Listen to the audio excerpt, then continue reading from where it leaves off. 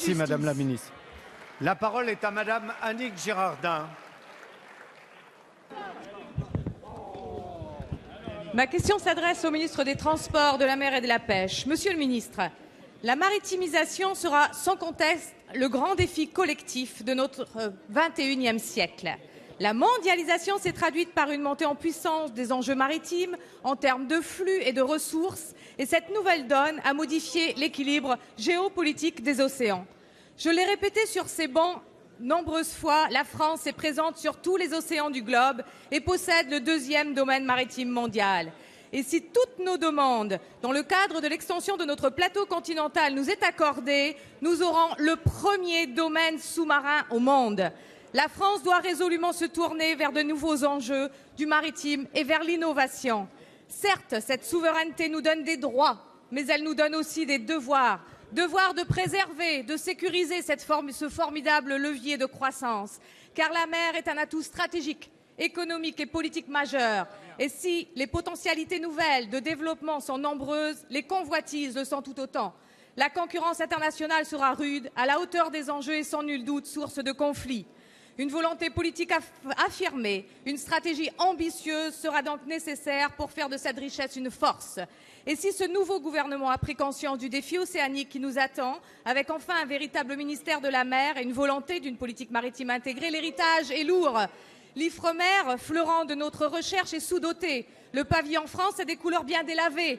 Le format étriqué de notre marine nationale lui permet de ne plus répondre malheureusement à l'ensemble de ses missions. Et nos infrastructures portuaires ne sont pas toujours adaptées aux enjeux. Le premier port français reste malheureusement en vert. Monsieur le ministre, quel sera votre message la semaine prochaine lors des 8e assises de l'économie maritime et du littoral face à des acteurs économiques en attente d'un signal fort? Serez-vous le ministre tant attendu d'une nouvelle stratégie économique bleue? La parole est à Monsieur le ministre délégué chargé des Transports, de la Mer et de la Pêche, Frédéric Cuvillier. Merci Monsieur le Président, Mesdames, Messieurs les députés, Madame la députée Annick Girardin. Merci pour cette question qui est un enjeu majeur pour la France.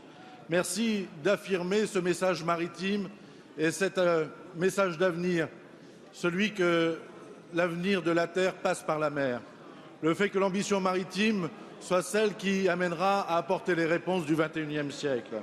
C'est un message, celui que je porterai aux assises de l'économie maritime dans quelques jours, message que je porterai au nom du Premier ministre et du gouvernement mobilisés sur cet enjeu. En effet, la France, notamment par sa présence au Conseil des ministres européens de Limassol, apparaît comme un pays précurseur dans la construction d'une politique maritime intégrée. Elle répond en cela à l'engagement qui a été pris par le président de la République lors des élections et de la campagne présidentielle de réaffirmer tout cet enjeu, l'enjeu de la complémentarité des territoires, l'enjeu de la recherche. Avec Geneviève Fioraso, nous avons cette ambition de faire que la recherche maritime soit aussi les éléments de la compétitivité française. Le fait que ce développement soit un développement maritime dans le cadre du respect du développement durable. C'est un enjeu énergétique. Delphine Batho, avec moi, travaillons sur les énergies marines renouvelables. C'est un enjeu nutritionnel, c'est un enjeu pharmaceutique, c'est un enjeu économique pour ce qui est de la réalité de la compétitivité des ports, de l'enjeu des navires du futur, de la pêche et de l'aquaculture. Bref, c'est ce qui nous permet, nous, pays français, avec les Outre-mer, fort de cette deuxième surface maritime mondiale, de pouvoir embrasser et être au rendez-vous de cette croissance qui est une croissance bleue durable, celle du XXIe siècle. Je le dis parce que nous sommes loin de cette vision qui était étriquée, qui était disséminée. La construction de la politique maritime intégrée est un enjeu national.